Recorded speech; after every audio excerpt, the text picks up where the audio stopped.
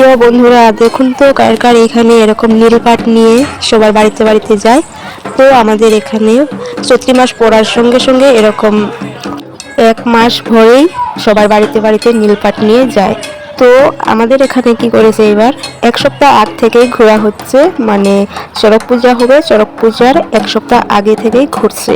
তো আজকে হলো শেষ দিন, কালকে কিন্তু প্রচুর আনন্দ হবে, শিব গৌরী নারদ সেজে প্রত্যেকের বাড়িতে বাড়িতে যাবে। তো অনেক ভালো লাগে। আবার রাত্রে হবে হাজরা, মানে শ্মশানে গিয়ে মরা মানুষের মাথা আনবে, অনেক আনন্দ হয়। সারাদিনে অনেক সাজ তামসা আসে বাড়িতে বাড়িতে। আর সন্ধ্যের সময় পুজোটা আরম্ভ হয়। পুজো আরম্ভ হওয়ার পর একদম 12টাতে শেষ করে পুজো। তো পুজো 12টাতে শেষ হওয়ার সঙ্গে সঙ্গে চালান যাবে পুরো 12টার সময়। তারপর মরা মানুষের মাথা আনবে, অনেক আনন্দ ফুর্তি হয়, তোমাদের কাছে শেয়ার করব অল্প অল্প। আবার শিবগৌরী যেদিন আসে, মানে কালকে বর্মা পালার দিন, তো ওই দিন কারোর বাড়িতে রান্না করা হয় না, কারোর বাড়িতে আগুন জ্বালাতে পারবে না।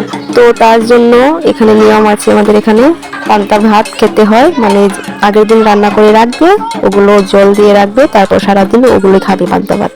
তো এইরকম নিয়ম কার কার এখানে আছে জানিও তো অল্প কমেন্টে।